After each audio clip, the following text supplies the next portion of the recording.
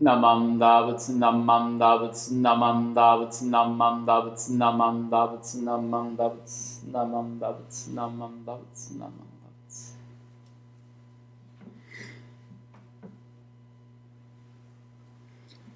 Please join me in Gasho. Not putting myself first, I will share in the joy and sadness of others, just like the compassionate Buddha. Namam Davats, Namam Davats, Namam Davats, Namam Davats. Hello, and thank you for joining us for our Buddhist Church of San Francisco March Shotsuki Hoyo Memorial Service. These words I just read are from our Gomonshu, the leader of our Jodo Shinshu Buddhist school, and they come from Our Pledge. And this Our Pledge is a recitation that we can do to find comfort and clarity in the Buddha's teachings in our daily lives. It's a way of kind of setting our direction, both day to day and especially today, as we gather in remembrance of those loved ones and those who have gone before. I find that these words in particular, not putting myself first, I will share in the joy and sadness of others, just like the compassionate Buddha. I find that these words resonate with a particular power these days. And thinking back over the past year, it's been quite a year. If we think about this time last year, we were really just entering into our initial lockdown period, and our lives have not returned to what they were prior to that, and in many ways perhaps will not return to just exactly what we were used to. Things have changed, we have changed, but there is some hope now that the vaccines are starting to roll out, and I hope many of you have had the opportunity to get vaccinated. I myself am still waiting for my turn in the vaccine line, and I find myself kind of calculating, thinking about, is there an angle that I can work to get vaccinated earlier? I'm 43 years old. I'm in fortunately and gratefully in good health, and so in all likelihood I'll be fairly kind of far down on the list of those to get priority for vaccination, which is as it should be, but I still find myself thinking, maybe is there a special, some sort of special exception I could get as a minister? And well, I'm most joyful and happy for my Sangha members and my family members. Both my parents have been vaccinated at this point. At the same time, I kind of think, when's it going to be my turn? When's it going to be my turn? So, I aspire to this ideal of sharing in the joy of others. I often find myself times overwhelmed with thinking about my own comfort and my own joy. In this past year, many have felt difficulty. And there have been many opportunities to reflect upon the difficulty that others have faced. And doing so helps us to put our own lives into perspective. Today we gather in this virtual way to remember loved ones and to think about the example of their lives, to think about the ways in which they have in the time that they spent with us in this world, put our happiness and our sadness and difficulty ahead of their own priorities. At our times of difficulty, they were there to reach out for us and care for us. In our times of joy, did they not share in our joy as well?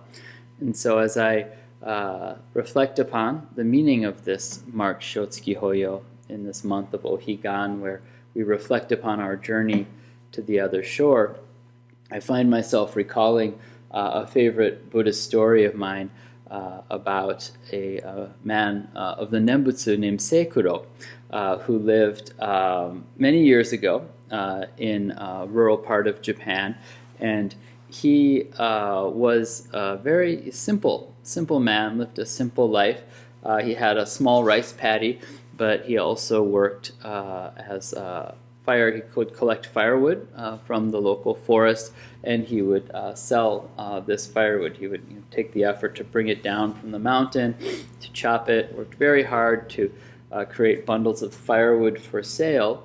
And in those days, the custom when selling was to, of course, there'd be a lot of haggling, a lot of negotiation. So of course, how much do you want for that firewood? And immediately, if you were trying to sell it, you would have to give a high price, much more than you expected to get. Then the other person would say, "Oh, no, that's way too much." And then they would, kind of lowball. They would give a very low, low offer. And then you would kind of go back and forth until finally you arrived somewhere in the middle at a price that you could both accept. Seikuro was very interesting. In these situations, he'd work hard to create these bundles of firewood. People would ask him, how much do you want for it? And he says, you name your price. And they would say, oh, okay, maybe I'll give you 5 yen for that. Probably was worth 30 yen. He would say, okay. And he would just sell it to people for whatever price they offered. And initially, people would be like, wow, I got a great deal on this. But then even those who had initially sort of rejoiced in taking advantage of Seikuro and getting this good price, on further reflection, they would think of it, wow, he worked so hard to create this firewood. I didn't really get a very fair price from him. And so they would come to offer him fair prices or even a generous price for their firewood. And so through his own generosity and his own willingness to think about others and to not put himself first, Seikuro was actually able to awaken this generosity and concern for others in the people that he dealt with in his daily activities. There's a favorite story of mine. One occasion when Seikuro, he had gathered up some firewood, he'd done some good sales, and then he was off. One day he was out trying to also, taking his firewood around into the local village to sell it. And he came home and found that his home had been ransacked, and all of the valuable possessions, had been taken from his apartment. They broke through the wall to go in and to get what they could find, what they could gather from his apartment, and then ran off, leaving his house damaged and in a complete disarray. And the neighbors came around and they offered Seikuro their condolences. Oh, how could someone so kind and so generous as you be a victim of such a cruel and inconsiderate act, such a terrible crime, this robbery? And Seikuro was like, yeah, well, if someone was so desperate that they broke into my house, they took all this effort to break through the wall, I bet they really needed that money. If they had come 2 or 3 days earlier, I had 15 silver bills that he'd gotten from selling vegetables. He'd worked very hard again to raise vegetables. He'd sold his vegetables, and he had 15 silver notes, which at the time was, money of some great value. And but he said, I went out and I spent, 8 of those bills. I had my laundry done for the first time since spring. I used a lot of that money already, and so, unfortunately, when they came. And they came into my house to rob me. All that they had were 7 silver notes to take away. However, now that I think about it, it's good that they came when they did, because a lot of times I don't have any money around the house. And so I suppose I can take some comfort in knowing that at least they were able to go get away with 7 silver notes. And people were like, what? Are you crazy? How can you think like that? How can you seem so happy when your home has been broken into, when you've been robbed? How can you be so comfortable with this situation. And Seikuro, he was a person of the Nembutsu, is always looking deeply within. And he said, I'm a person who spends much of my time looking at what other people have, coveting it, wishing for, having greed and jealousy for the things that other people have, right? So I know that heart that would take something that doesn't belong to someone else, that I have that heart too. So I don't think I'm different from that thief. Just my causes and conditions of my life were such that I haven't been pushed to that point of robbing. He said, furthermore, if I should go and break into someone's house and steal their things, and then if I were to be caught, it would bring great shame on myself, on my family, and on this Nembutsu community.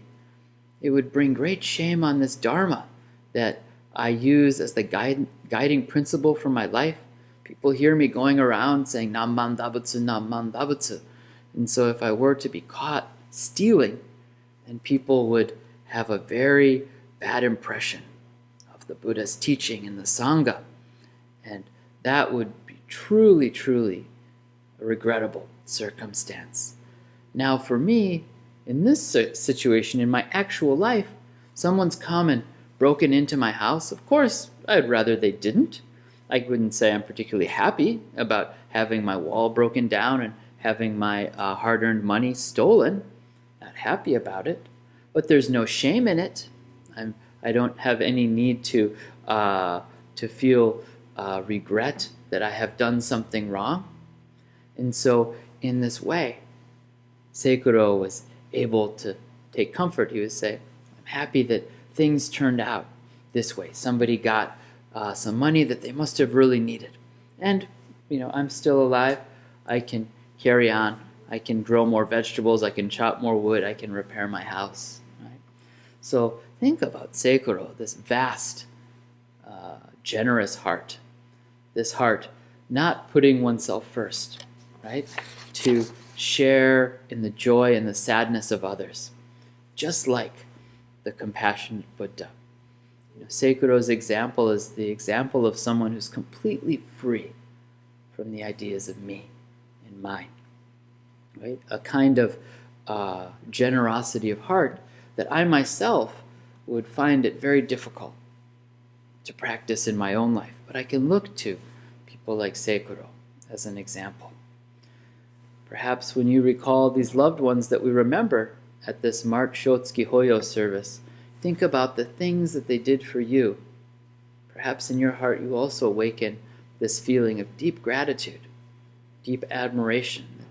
Perhaps I cannot practice such generosity, cannot aspire to the kindness and the generosity that I knew from my grandmother, my grandfather, my parents, other family members, other friends that I remember. But they show us the way, just as Seikuro shows us the way to live and to aspire to the virtues of the Buddha. And we receive moment to moment, day by day, in the Nembutsu, their guidance.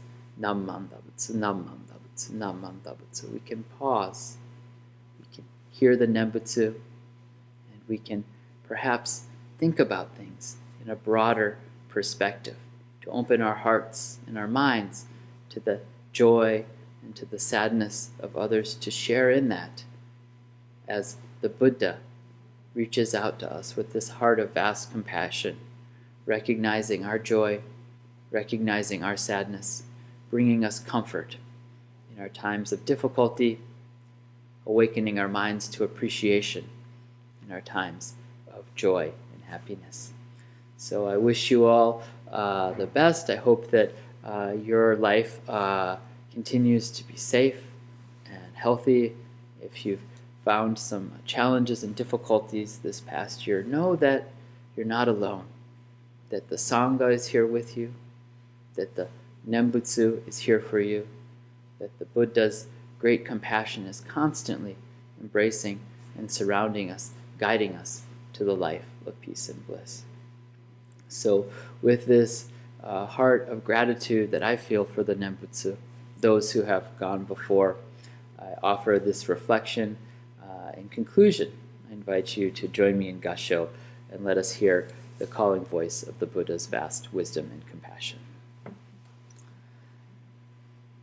Namo Amida Butsu, Namo Amida Butsu, Namo Amida Butsu, Namam Dabutsu, Namam Dabutsu, Namam Dabutsu, Namam.